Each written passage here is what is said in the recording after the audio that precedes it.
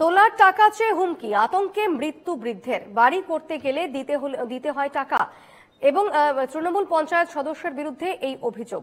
তৃণমূল পঞ্চায়েত সদস্য দীনেশ যাদব তোলা না পেয়ে বৃদ্ধকে হুমকি দেওয়া হয় বলে অভিযোগ। এরপরই আতঙ্কে হৃদরোগে আক্রান্ত হন বৃদ্ধ। দাবি পরিবারের, ইমামবাড়া হাসপাতালে তাকে ভর্তি করা হয়। অভিযোগের পরেও দীনেশ বৃদ্ধের পরিবারের সদস্যদের হুমকি দেন। এই খবর শুনে শুক্রবার সকালে মৃত্যু হয় বৃদ্ধের।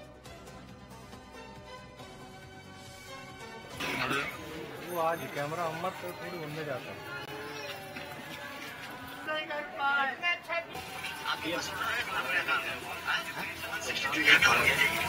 পাড়ার মধ্যে আপনি কোনো কাজ কাজ করছো তো আজকেই তো যাবো। ঠিক আছে আজকে এটা কত তারিখে? 20 তারিখে। এটা সকালবেলা সেটিং করেছে।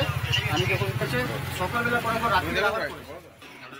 এই মুহূর্তে আমার সঙ্গে রয়েছেন প্রতিনিধি প্রবীর প্রামাণিক। প্রবীর, ঠিক কি অভিযোগ রয়েছে দীনেশ যাদবের বিরুদ্ধে এবং কি ব্যবস্থা নেওয়া হচ্ছে প্রশাসনের পক্ষ থেকে?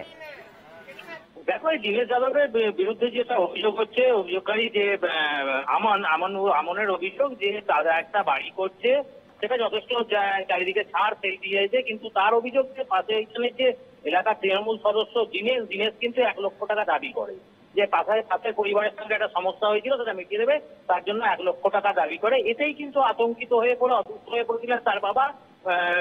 গতকাল তিনি মারা গেছেন। কিন্তু এই যে তার বাবার তার মৃত্যুর জন্য কিন্তু সম্পূর্ণ দায়ী এই দীনেশ যাদব, কিন্তু ওই পরিবারের অভিযোগ। কারণ এরকম বারংবার ওই টাকা চাওয়ার জন্য, টাকা নেওয়ার জন্য হুমকি দিচ্ছিল, মারধর করা হবে এমন হুমকি দিয়েছিল। এই বিষয়টি কিন্তু আগেও তারা পুলিশ প্রশাসনকে জানিয়েছে এবং তৃণমূল নেতৃত্বদেরকে জানিয়েছেন। তৃণমূল নেতৃত্ব এই মুহূর্তে আমাদের সঙ্গে যেটুকু জানাচ্ছে যে আমরা যদি আমাদের কাছে সঠিকভাবে কেউ অভিযোগ করে তাহলে কিন্তু আমরা ব্যবস্থা নেব।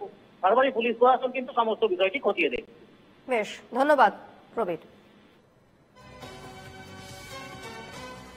বিষয়টি নিয়ে কি বলছেন ওই বৃদ্ধার পরিবার এবং স্থানীয় টিএমসি নেতৃত্বের এই বিষয়ে কি প্রতিক্রিয়া শুনবো।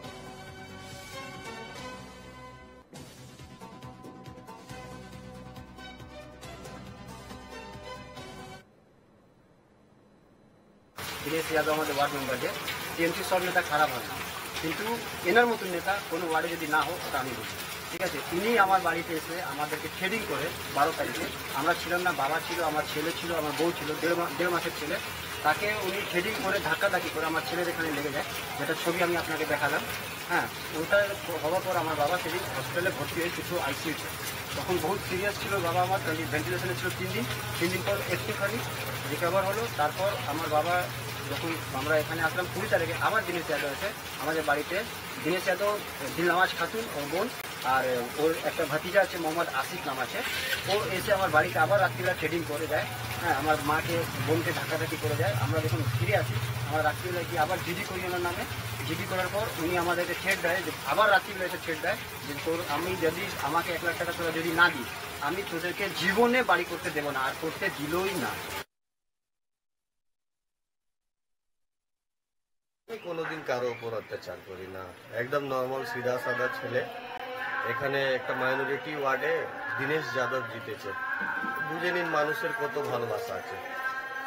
মানুষের ভালোবাসাটা দেখুন, আমার বিরুদ্ধে 3টে মাইনরিটি দাঁড়িয়েছিল, জিততে পারলো না।